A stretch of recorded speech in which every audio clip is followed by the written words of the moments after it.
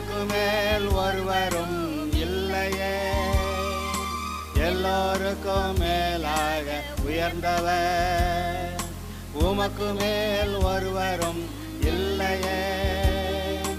அல்லேலூயா அல்லேலூயா அல்லேலூயா ஆமென். அல்லேலூயா அல்லேலூயா அல்லேலூயா ஆமென். 3 வாரமாக இந்த குடும்பம் அப்படிங்கிற கான்செப்ட்லாம் போய் பார்த்துட்டு வரோம் இல்லைங்களா.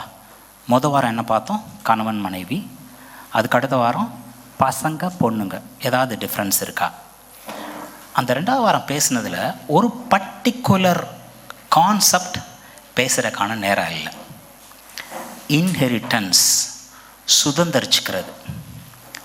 ஒரு அப்பா அம்மாவோட ஆஸ்தியை யார் சுதந்திரிச்சிருப்பா? பிரதர், நகை விற்கிற விலைக்கு பொண்களுக்கு நகை போட்டு வர்றோமே, அது பத்தாதா? சொத்தை வேறையா கொடுக்கணும் அப்படின்னு யாருக்காவது கேள்வி இருந்தால் சரிங்களா, இன்றைக்கான மெசேஜ் அதுக்கான ஆன்சராக இருக்கும். சரிங்களா. இந்த இன்ஹெரிட்டன்ஸ் நம்ம எல்லாம் பார்க்குறது சொந்த கதை சோக கதை இல்லை, பிப்ளிக்கல் பேட்டர்ன்.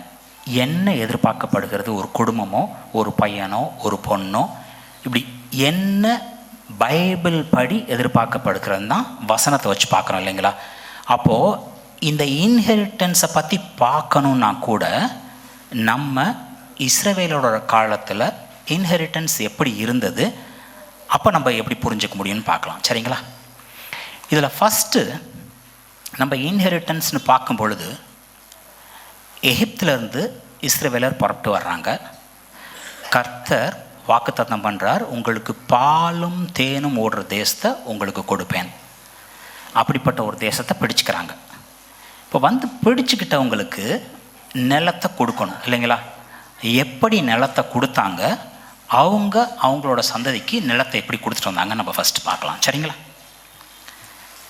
என்னாகமம் 26:52-56 கர்த்தர் மோசேயை நோக்கி, இவர்களுடைய பேர்களின் இலக்கத்திற்கு தக்கதாய் தேசம் இவர்களுக்கு சுதந்திரமாய் பங்கிடப்பட வேண்டும். சென்சஸ் எடுக்கிறாங்க. எத்தனை பேர் ஒரு கோத்திரத்தில் எத்தனை பேர் இருக்காங்கன்னு பார்க்குறாங்க. அந்த கவுண்ட்டுக்கு ஏற்ற மாதிரி ஒரு கோத்திரத்தில் அதிகமான ஆள் இருந்தால் அவங்களுக்கு அதிகமான நிலம் கொடுக்கணும், ஒரு கோத்திரத்தில் கம்மியான ஆள் இருந்தால் அவங்களுக்கு கொஞ்சம் கம்மியாக கொடுத்தா போதும். இன்றைக்கி கவுண்ட் எத்தனையோ அதுக்கேற்ற மாதிரி நிலத்தை பங்கு போட்டு கொடு. அநேகம் பேருக்கு அதிக சுதந்திரமும் கொஞ்சம் பேருக்கு கொஞ்சம் சுதந்திரமும் கொடுப்பாயாக. அவர்களில் எண்ணப்பட்ட இலக்கத்திற்கு தக்கதாக அவர்களுக்கு சுதந்திரம் கொடுக்கப்பட வேண்டும். ஆனாலும் சீட்டு போட்டு தேசத்தை பங்கிட வேண்டும்.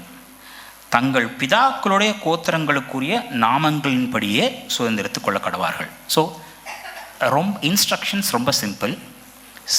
கவுண்டடு, ஒரு கோத்திரத்துக்கு எவ்வளோ அழகுன்னு பாரு, இருக்க லேண்டை எத்தனை பேர் இருக்காங்களோ அதுக்கேற்ற மாதிரி பிரித்து கொடு. பிரித்து கொடுத்தா, மோசே உனக்கு வேண்டிய ஆள், அதனால அப்படி செழிப்பான இடத்த அவங்களுக்கு கொடுத்துட்டியா? இப்படி அந்த தேசமே பாலும் தேன் ஓடுற தேசம் இருந்தாலும் நம்ம ஆளுகளை பற்றி தான் தெரியுமா, ஒரு நேரமும் அங்கே நாங்கள் சாப்பிட்டது எப்படி, அங்கேயே செத்து போயிருக்கலாம், ஒரு நேரம்லாம் திரும்பி அங்கே போகிறதுக்கு ஒரு தலைவனை உண்டாக்கலான்னு சொன்ன கோஷ்டி தான் நம்ம ஆளுக. அப்போது இவங்க என்னால் பேச முடியும், அவங்களோட இன்ஹெரிட்டன்ஸ் நீ கொடுக்கலை, சீட்டு மடியிலே போடப்படும், ஆனால் காரிய சித்தியோ கர்த்தரால் வரும். இப்போது இந்த சீட்டு போட்டு அவங்களுக்கு கொடு, யாருக்கு எந்த லேண்டுங்கிறத டிசைட் பண்ணுறது யார்? கர்த்தர். சரிங்களா.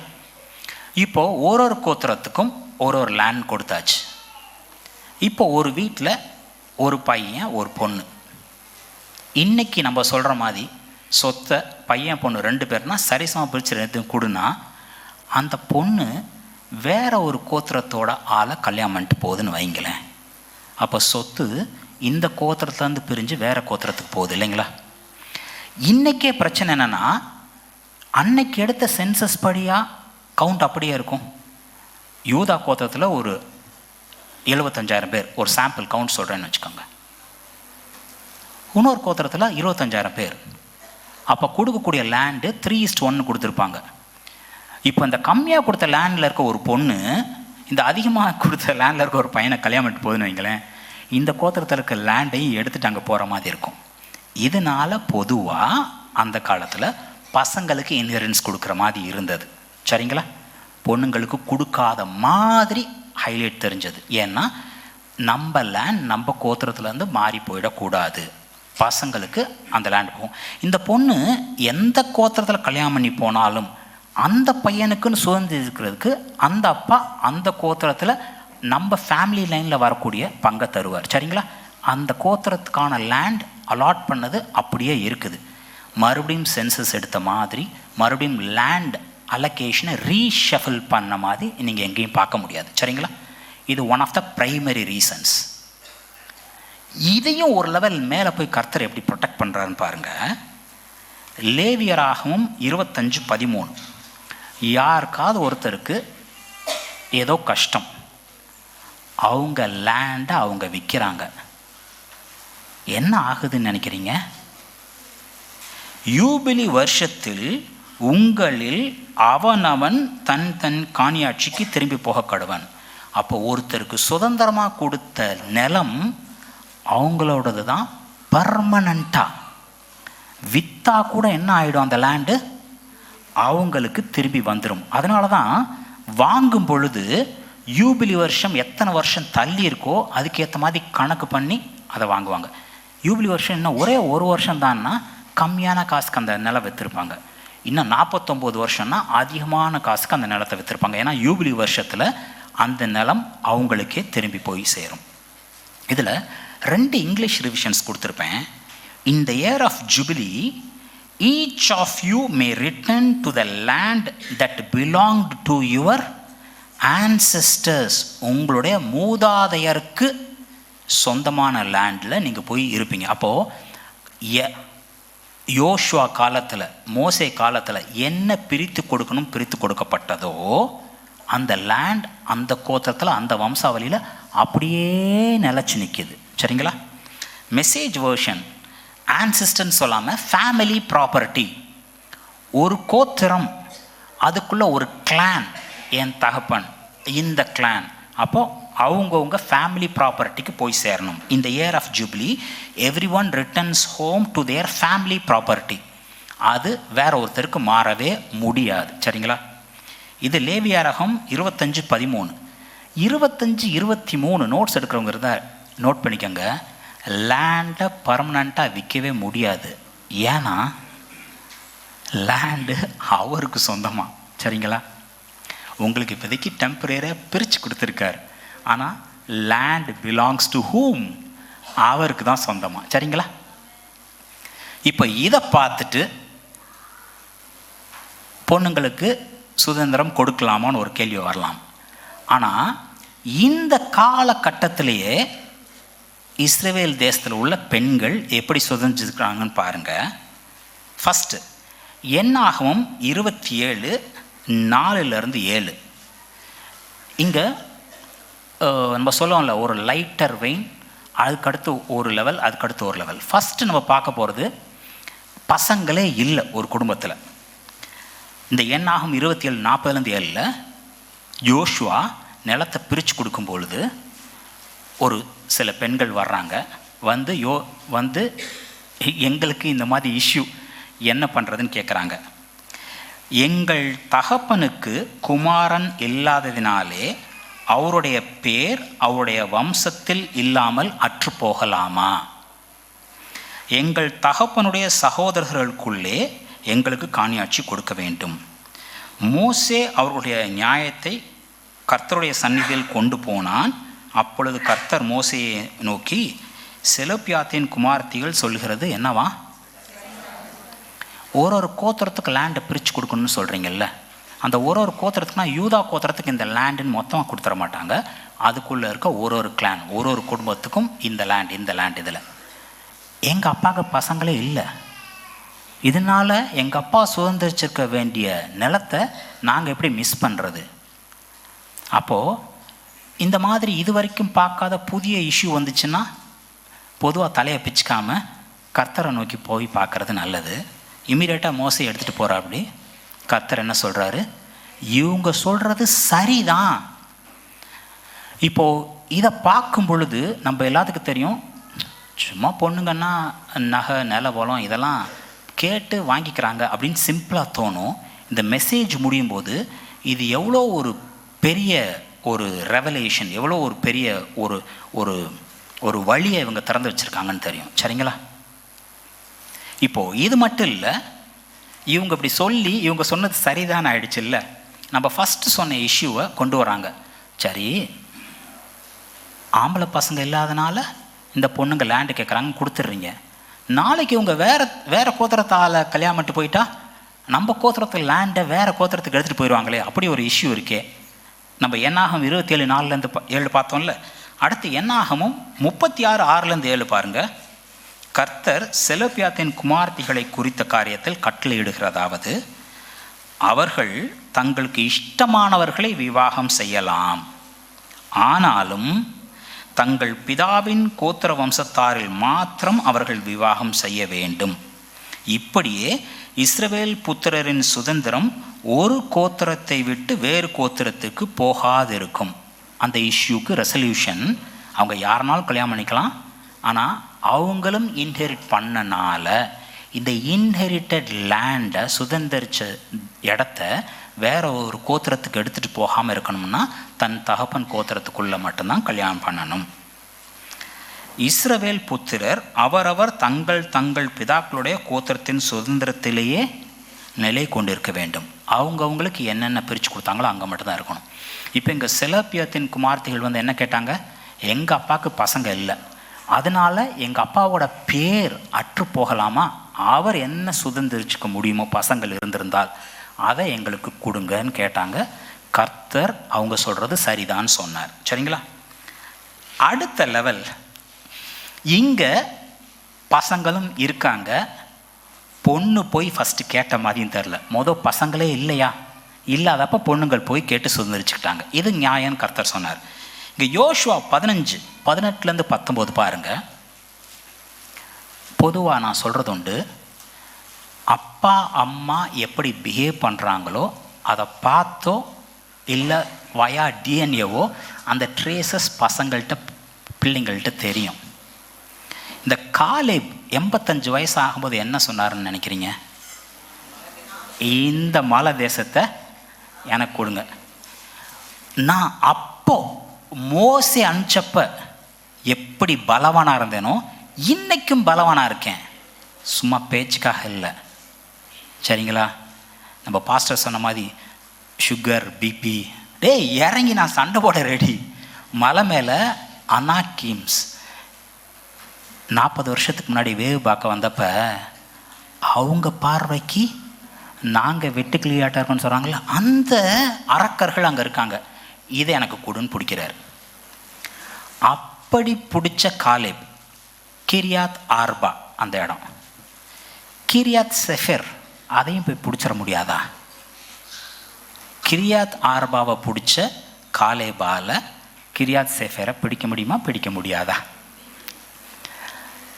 இன்னைக்கு பெண் பிள்ளை இருந்தால் பெண் பிள்ளையை வேற ஒருத்தர் கையில் பிடிச்சி கொடுக்குற வரைக்கும் வயிற்றில் நெருப்பை கட்டிகிட்டு இருக்கேன்னு யாராவது நினச்சிங்கன்னா, அந்த காலத்தில் இதை யாரையும் குற்றம் குறை பிடிக்கிறதுக்காக சொல்லலை. அந்த காலத்தில் ஒரு சகோதரி நம்ம மேடம்கிட்ட சொல்லியிருக்காங்க, என் பொண்ணுக்கு இந்த மாதிரி ஒரு மாப்பிள்ளை பார்த்துருக்கேன், மாப்பிள்ளையை பற்றி விசாரிங்க, போய் பாருங்கள், என்ன வேலை பார்க்குறாரு, எப்படி இருக்காரு அப்படின்னா, அந்த பெண்மணி எனக்கு 2-3 பிள்ளைங்க இருக்குங்க, நான் உங்கள்கிட்ட சொல்கிறேன், நீங்கள் ஓகேன்னு சொல்லாமல் இவ்வளோ செய்யுங்கன்னு கஷ்டப்பட்டாங்கன்னு நான் கேள்விப்பட்டது உண்டு. சரிங்களா?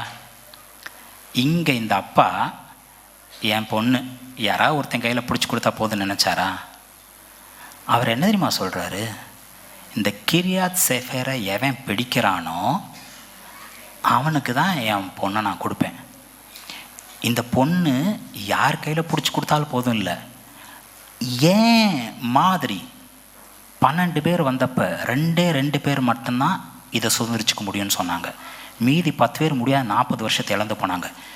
நான் என்னுடைய பெண்ணை கொடுக்கணும்னா என்ன மாதிரியோ யோசுவா மாதிரியோ கர்த்தர் சொன்னார்ல, they have a different spirit. இவங்களுக்குள்ள அந்த ஆவி ஒரு வித்தியாசமானது. இவங்க 2 பேரும் தனியாக நிற்கிறாங்க அப்படின்னு சொன்னார்ல, அந்த மாதிரி ஒரு ஸ்பெஷல் பையனுக்கு தான் என் பொண்ணை கொடுப்பேன். போங்கடா, எவன் கிரியாத் சேஃபரை பிடிக்கிறீங்களோ அவனுக்கு தான் என் பொண்ணு. எவ்வளோ ஸ்பெஷல்! இந்த பொண்ணு வேணும்னா ஒரு அச்சீவ்மெண்ட் பண்ணியிருக்கணும். இப்போ நம்ம சொல்லுவோம்ல, காலை அடக்கணும், மாப்பிள்ளைக்கல்ல தூக்கி போடணும். அதை விட ஒரு ஹெவியான டாஸ்க். என் பொண்ணு வேணும்னா போய் எவன் கிரியாத் சேஃபரை பிடிக்கிறானோ அவனுக்கு தான் என் பொண்ணு. இன்றைக்கி பெண்களுடைய அம்மா அப்பாக்கள் என் பொண்ணு யார் கையிலையாவது பிடிச்சி கொடுக்கலான்னு பார்ப்பீங்களா? இல்லை, கர்த்தருக்காக மகிமையாக வாழக்கூடிய ஒரு பையன், கர்த்தருக்காக வாஞ்சியாக இறங்கி காரியங்கள் செய்யக்கூடிய பையன். இந்த மாதிரி நீங்கள் கண்டிஷன் உங்களோட ரெக்கமெண்ட் எதனாலும் இருக்கலாம்.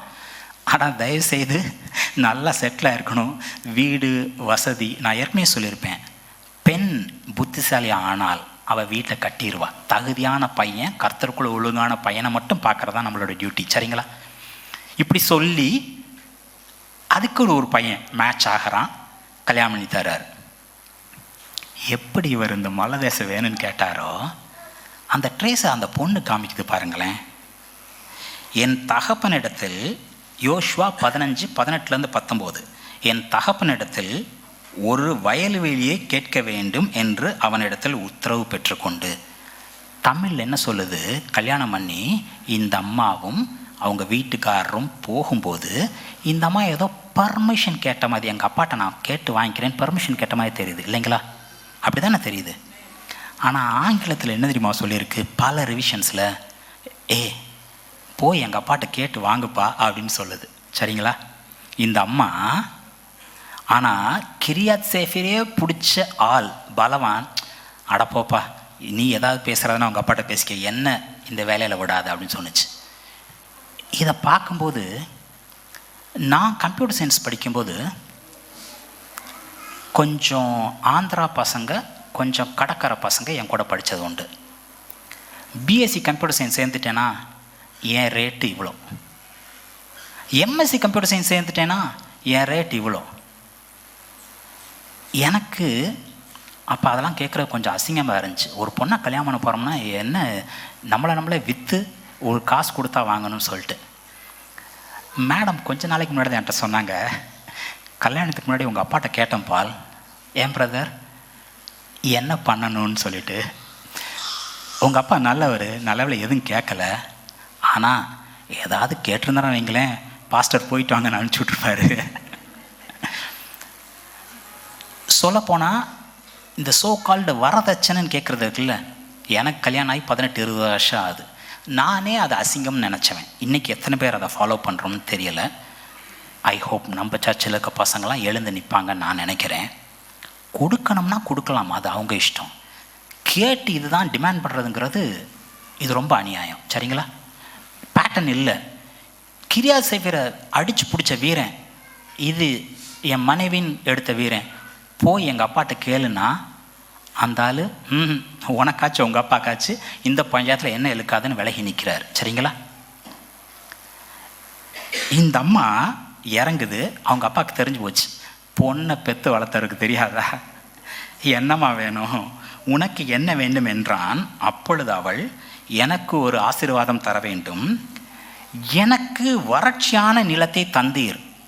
அந்த அம்மா கேட்காமையே இவர் ஆல்ரெடி தந்திருக்கார். சரிங்களா? செலப்பியாத்தின் குமார்கள் பார்த்தப்ப பசங்க இல்லை, பொண்ணுங்க மட்டும்தான் எனக்கு வேணும்னு கேட்டு வாங்கினாங்க. இங்கே பசங்களும் இருக்காங்க, இந்த பொண்ணுக்கும் அவர் தந்திருக்கார், ஏதோ பார்த்து போட்டு பண்ணியிருக்காருன்னு வைங்களேன். ஆனால் இந்த அம்மா சொல்லுது, எப்பா உனக்கு பிறந்த பிள்ளை நான் எப்படி இருப்பேன், இது வேணும்னு நீ கேட்டு வாங்குவீனா, இது வேணும்னு என்னால் கேட்டு வாங்க முடியாதா, எனக்கு வறட்சியான நிலத்தை தந்தீர், நீர் பாய்ச்சான நிலத்தையும் எனக்கு தர வேண்டும் என்றால், அப்பா உனக்கு கொடுத்ததே ஓவர்பில் போ அப்படின்னு சொல்லலை. அப்பொழுது அவளுக்கு மேற்புறத்திலும் கீழ்ப்புறத்திலும் நீர் பாய்ச்சலான நிலங்களை கொடுத்தான். பொண்ணு கேட்டா, அப்பா கொடுத்துட்டார். சரிங்களா? இதில் ஒரு பியூட்டி என்னென்னா, கல்யாணம் பண்ணிட்டு போன பையன் காலேபோட சகோதரனோட பையன். ஸோ அதே கோத்திரம், இந்த லேண்டு கொடுக்குறது பெரிய பிரச்சனையில் வராது. சரிங்களா? ரெண்டாவது, இதோட ஹையஸ்ட் லெவல் யோபு 42:15. தேசத்தில் எங்கும் யோபின் குமாரத்திகளைப் போல சௌந்தரியமான பெண்கள் காணப்படவில்லை. அவர்கள் தகப்பன் அவர்கள் சகோதரரின் நடுவிலே அவர்களுக்கு சுதந்திரம் கொடுத்தான். தமிழ் வேர்ஷன் பசங்களுக்கு மத்தியில் பெண்களுக்கும் சுதந்திரம் கொடுத்தான். இவ்வளோதான் இருக்கு இல்லைங்களா? த மெசேஜ்ங்கிற ஒரு இங்கிலீஷ் ரிவிஷனில் பாருங்கள், there was not a woman in that country as beautiful as Job's daughter. Their father treated them as equals with their brothers, providing the same inheritance. பெண்ணுங்க சண்டை போட்டு வாங்கினாங்க. அடுத்து அப்பா ஏதோ தந்தார், பெண்ணு கேட்டு வாங்குச்சு. இங்கே யோபு என்ன தெரியுமா பண்ணார்? தன்னுடைய பசங்களுக்கு எந்த விதத்துலேயும் பெண்ணை குறைஞ்சி போகாமல் அவங்கள ஈக்குவலாக பார்த்து பசங்களுக்கு என்ன பண்ணாரோ அதே இதை பெண்களுக்கும் பண்ணினார். சரிங்களா? இப்போது பெண்களுக்கு நம்ம சுதந்திரம் கொடுக்கலாமா கூடாதா? பெண்கள் எல்லாரும் சத்தமாக சொல்கிறீங்க. ஒரு நான் பொதுவாக இந்த சைடு பெண்கள் கேட்டகரி, இந்த சைடு ஆண்கள் கேட்டகரினா ஒரு ஆண்கிட்டருந்து சத்தம் வரல. பிரதர் உங்கள்கிட்ட கூட சத்தம் வரல பிரதர். ஆமாம், கொடுக்கலாம் பிரதர், பார்த்து போட்டு எதாவது பண்ணலாம் காலே மாதிரி. இப்போது இவ்வளோ நேரம் நான் சொன்னது வெறும் சொத்துக்காகவா? ஏசாவை பற்றி பார்த்தப்போ நான் என்ன சொன்னேன்? ஏசா இழந்து போனது 1 மடங்கு லேண்ட், அவனோட சேஷ்டபுத்திர பாகம் மட்டும் கிடையாது. இந்த கானான் தேசத்தை சுதந்திரிச்சுக்கலாங்கிற ஆசீர்வாதம், மெசையா இந்த வழியில் தான் வருவார், அரசாழ்வாருங்கிறது யாக்கோபுக்கு பதிலாக என்ன ஆயிருக்க முடியும்? ஏசாவாயிருக்க முடியும். ஆபிரகாமின் தேவன், ஈசாக்கின் தேவன், ஏசாவின் தேவன் ஆயிருக்க முடியும். அவன் இழந்து போனது என்ன? இங்கே இந்த அம்மா செலோப்பியத்தின் குமாரத்திகள் சண்டை போட்டு வாங்கினது வெறும் லேண்டு தானா அப்படின்னு இப்போ நம்ம பார்க்கலாம். இதுதான் இந்த மெசேஜுக்கான க்ரக்ஸே. போன வாரம் மத்தேயு 1, லூக்கா 3 அந்த இயேசு கிறிஸ்துவின் வம்ச வரலாறு வாசிக்க சொன்னேன். யாராவது வாசித்தீங்களா? ஓ, பிரைஸ் தி லார்ட். கொஞ்சம் பேர் வாசித்திருக்கீங்க. வாஸ்தவங்களுக்கு மட்டும்தான் கேள்வி. சரிங்களா? அந்த கேள்விக்கு போகிறதுக்கு முன்னாடி தாவீதோட கர்த்தர் பண்ண உடன்படிக்கை 4 இடத்துல ரிப்பீட்டடாக வருது. சரிங்களா? இன்னைக்கு நான் அரை மணி நேரம்குள்ளே கூட somehow the process got delayed. அதனால் யூஸ்வலாக 10 மணிக்கு பாஸ்டருக்கு ஹேண்ட் ஓவர் பண்ணோம்ல, இன்னும் 6 நிமிஷம் தான் இருக்குது. சரிங்களா? இப்போது 4 ரெஃபரன்ஸ், சங்கீதம் 89:3 4, 2 சாமுவேல் 7:16, எரேமியா 33:17. இந்த 3 ரெஃபரன்ஸ், இந்த 3 ரெஃபரன்ஸுமே ஒரே விஷயத்தை திரும்பி திரும்பி திரும்பி திரும்பி சொல்லுது. என் தாசனாகிய தாவீதை நோக்கி, என்றென்றைக்கும் உன் சந்ததியை நிலைப்படுத்தி தலைமுறை தலைமுறையாக உன் சிங்காசனத்தை ஸ்தாபிப்பேன். தாவீதோட சிங்காசனம் என்ன ஆக போகிறதில்ல, அழிய போகிறதே இல்லை. என்றைக்குமே there will be one on the throne from the line of David. தாவீதோட வம்ச வழியிலிருந்து வர்ற ஒருத்தர் எப்பொழுதுமே அரசாளுவார். சங்கீதம் 83:3-4. இதே இது 2 சாமுவேல் 7:16, உன் வீடும் உன் ராஜ்யமும் என்றென்றைக்கும் உனக்கு முன்பாக ஸ்திரப்பட்டிருக்கும், உன் ராஜாசனம் என்றைக்கும் நிலை பெற்றிருக்கும் என்கிறார் என்று சொல்ல சொன்னார். அகெயின் உன்னோட த்ரோன் தாவீது வம்சாவளியிலிருந்து அந்த அரசாளுகை இல்லாமல் போகிறதில்லை. எரேமியா 33:17, இஸ்ரவேல் வம்சத்தின் சிங்காசனத்தில் மேல் உட்காரத்தக்க புருஷன் தாவீதுக்கு இல்லாமல் போவதில்லை.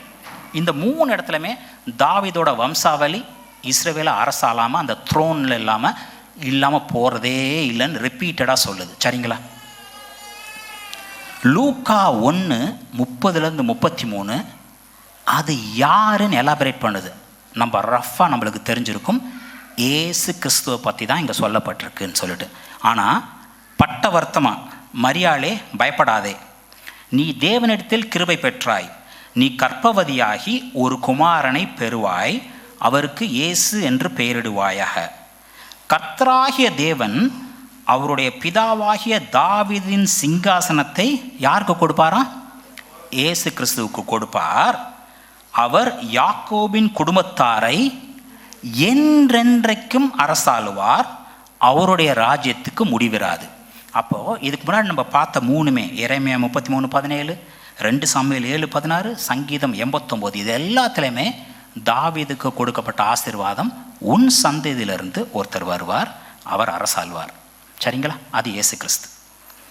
இப்போ இயேசு கிறிஸ்துவோட வம்ச வரலாறு, அந்த ஜீனியாலஜி மத்தேயு 1, லூக்கா 3 2 இடத்துலையுமே இருந்துச்சு. சரிங்களா? சிஸ்டர் கை தூக்குனாங்க, பிரதர் கை தூக்குனாங்க, வேறு யாரும் கை தூக்கலை. ஸோ அப்போ மத்தேயு 1, லூக்கா 3 2 பேர் தான் வாசித்திருக்காங்க. என்ன வித்தியாசம் மத்தேயு 1க்கும் லூக்கா 3க்கும் பார்த்தீங்க? ஏதாவது உங்களுக்கு இதுவும் கான்ட்ரடிக்ட் ஆகுது, ஏதாவது ஒன்று பார்த்தீங்களா? ஓகே, ஒரு விஷயம் பிளைனாக தெரியும். ஏன்னா மத்தேயு அது சொல்லும் பொழுதே இவர் ராஜா, அந்த மத்தேயு சொல்லக்கூடிய கான்செப்டே இவர் ராஜா, அரசாளுகிறார், அதனால அது ஆபிரகாம்லேருந்து வந்திருக்கும். லூக்கா இவர் உங்களுக்காக உழைக்க வந்தவர். இதுவும் ஒரு படம் மாதிரி காமிச்சோம்னா மத்தேயு ஒரு சிங்கம் மாதிரியும், லூக்கா ஒரு நார்மல் மாதிரி இருக்கும். அதனால அது ஆதாம் வரைக்கும் போயிருக்கும். இதை தவிர வேற ஏதாவது?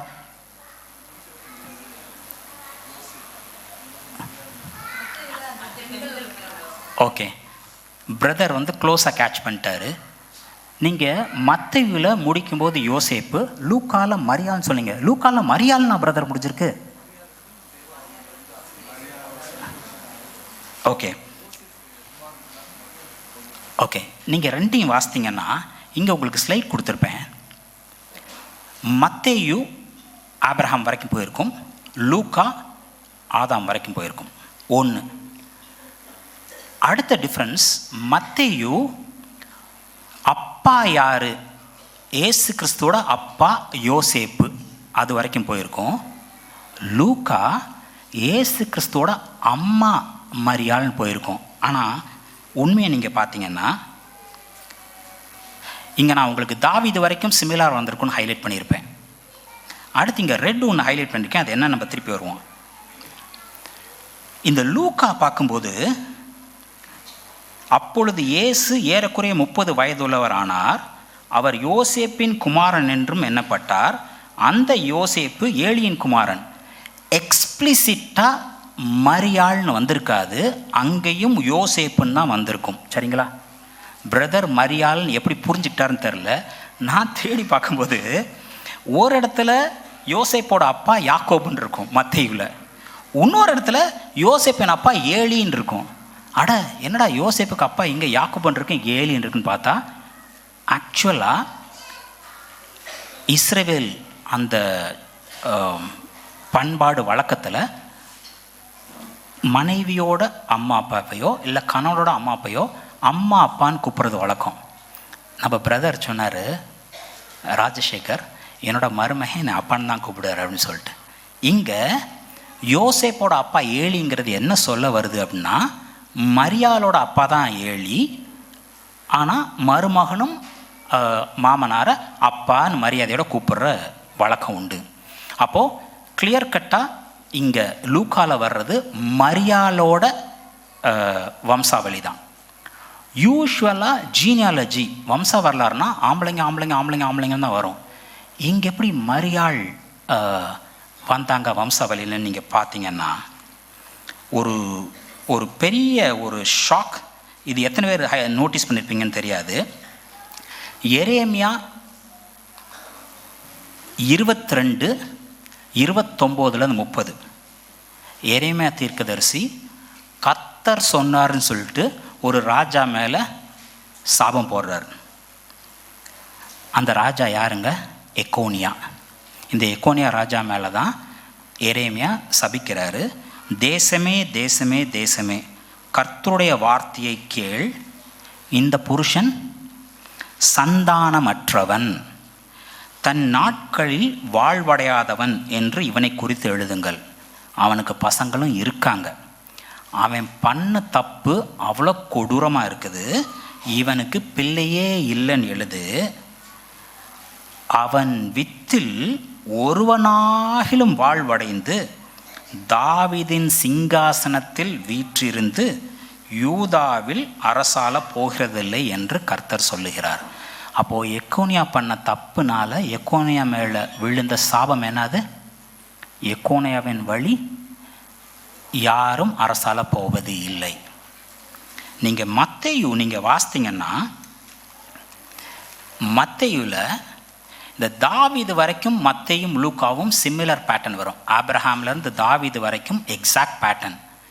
மத்தேயுல பார்த்தீங்கன்னா இந்த சொல்லப்பட்ட எக்கோனியாவும் வம்ச வரலாறில் வருது. இந்த இயேசு கிறிஸ்துவோட வம்ச வரலாறில் எக்கோனியாவும் வருது. ஆனால் இப்போ தான் எரேமியாவில் என்ன பார்த்தோம்? எக்கோனியா எவ்வளோ மோசமான, இவனுக்கு புத்திரர்களே இல்லைன்னு எழுது.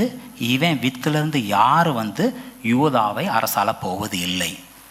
இப்படி இருக்கும்போது எப்படி இயேசு கிறிஸ்துவானவர் இந்த வழியில் அரசால முடியும்? எரேமியால கர்த்தர் உரைத்தது எக்கோனியா வழி ஒருத்தன் வர முடியாது. கரெக்டுங்களா? இதில் நம்ம வேத வல்லுநர்கள் இதை 2 வழியாக பார்க்குறாங்க. ஒன்று, இயேசு கிறிஸ்து தாவீதின் வழி எக்கோனியான் வழி வந்தால் கூட அவங்க வித்தா கன்னியாகிய மரியாள் எப்படி இயேசு கிறிஸ்துவ கர்ப்பம் தரித்து பெற்றாங்க? ஆவியானவரால். ஸோ எக்கோனியாவின் வம்ச வழி அல்ல அப்படின்னு ஒரு லைன். இன்னொரு லைன் என்ன சொல்லுதுன்னா, இந்த எக்கோனியாவின் வழி இட் வாஸ் ஸ்டாப்ட். இயேசு கிறிஸ்து மெசையா வரக்கூடிய வழி எக்கோனியா வழியாக இருக்க முடியாது, இந்த எரேமியால நம்ம பார்த்தது படி. அதனால லூக்கால பார்த்த இந்த அம்மாவின் வழி, இந்த அம்மாவின் வழி ஓப்பன் அப் ஆகிறதுக்கு யார் ஃபஸ்ட்டு அந்த அடிக்கல் எடுத்து வச்சதுங்க? செலோப்பியாத்தின் குமாரத்திகள்னு பார்த்தோம்ல. ஃபார் சம் ரீசன் பசங்க வழி இல்லைன்னா பெண்கள் எங்களுக்கு சுதந்திரம், எங்கள் வழியாக எங்கள் அப்பாவோட பேர் நிலைநிற்கணும். தாவீதோட வம்சாவளியில் ஒருத்தர் வரணும். 2மே மத்தேயு லூக்கா 2மே தாவீதோட வம்சாவளிலாம் வந்திருக்கும். மத்தேயு எக்கனா வழி காமிச்சிருக்கும், ஆனால் லூக்கா மரியாளின் வழி தாவீதில் போய் கனெக்ட் ஆகும். சரிங்களா? இந்த மெசையா வர்றதுக்கு வழி எக்கோனியா மேலே விழுந்த சாபத்தினால தடைப்பட்டு போயிருக்கும். ஆனால் இந்த செலேப்பியத்தின் குமார்த்திகள் கர்த்தர் இவங்க சொல்கிறது நல்லது தான், இப்படி ஒரு வழி இருந்தால் அது பர்ஃபெக்ட்னு ஓப்பன் அப் பண்ணது. எது வரைக்கும் போயிருக்கு? மெசையா இயேசு கிறிஸ்து உங்களுக்காக எனக்காக வர்ற வழி. சரிங்களா? விளங்குச்சா? இப்போ இது இயேசு கிறிஸ்துவுக்காக ஏதோ ஒரு ரேர் அக்கரன்சஸா அப்படின்னு நீங்கள் பார்த்தீங்கன்னா, கடைசியாக 1 நாளாகும் 2:34-41 என் பேரை சொல்கிறதுக்கு ஒரு ஆம்பளை பிள்ளை இல்லைன்னு யாரும் கவலைப்பட தேவையில்லை, பெண்கள் மட்டும் குழந்தைகளாக இருந்தால். ஏன்னா உங்கள் வம்சாவளி அங்கே இயேசு கிறிஸ்து மெசையாக்காக மட்டும் இல்லை, உங்கள் வம்சாவளி உங்கள் பெண் வழியாகவும் காப்பாற்றப்படுகிறங்கிறதுக்கு இன்னொரு அக்கரன்ஸ். எப்பொழுதுமே ஒரே ஒரு அக்கரன்ஸ்னால் கூட ரொம்ப ரேர். 1 நாளாகும் 2:34-41 சேசானுக்கு குமார்த்திகளே அன்றி குமாரர் இல்லை. சேசானுக்கு யர்கா என்னும் பேருள்ள எகிப்திய வேலைக்காரன் ஒருவன் இருந்தான். சேசான் தன் குமாரத்தியை தன் வேலைக்காரனாகிய யர்காவுக்கு கொடுத்தான்.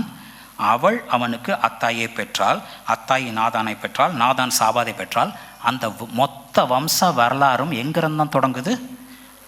சேசானுக்கு இருந்த அந்த குமாரத்தி வழியாதான். இன்னைக்கு குமாரன்னா வேற, குமாரித்தனா வேற, பையன்னா வேற பேர் சொல்கிறதுக்கு.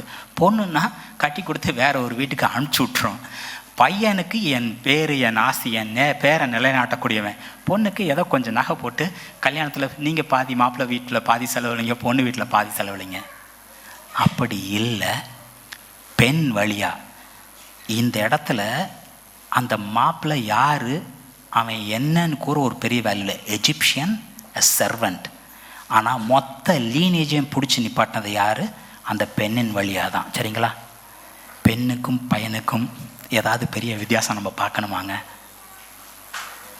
Total silence. இதுக்கு பேர் தான் பின் ட்ராப் சைலன்ஸ்ன்னு சொல்லுவாங்க. சரிங்களா? பைபிள் அதை தான் சொல்லுது. சரிங்களா? நான் என் பையனுக்கும் பொண்ணுக்கும் ஒரு வித்தியாசம் பார்க்கறது இல்லை. அப்படி பார்ஷியலாக தேவன் இருக்கிறது இல்லை, நம்மளையும் எதிர்பார்க்கறது இல்லை. பெண் பிள்ளை மட்டும்தான் இருக்குது அப்படின்னா பையனுக்காக அடுத்த குழந்தை போகணும்னு தயவு செய்து பிளான் பண்ண வேணாம். ஏன்னா உங்கள் வீடு உங்கள் பெண்ணினாலே நிலைநிறுத்தப்படும் பார்க்குறோம். சரிங்களா? இன்னொரு குழந்தை வேணும்னு போகிறோன்னா போங்க, அது உங்கள் இஷ்டம். ஆனால் எனக்கு பையன் வேணும், என் பேரை நிலைநாட்ட பையன் வேணும்னு நினைக்கிறது இன்றைக்கி நம்ம பார்த்த ஃபுல் மெசேஜை நம்ம புரிஞ்சுக்கலன்னு அர்த்தம். சரிங்களா? Be blessed.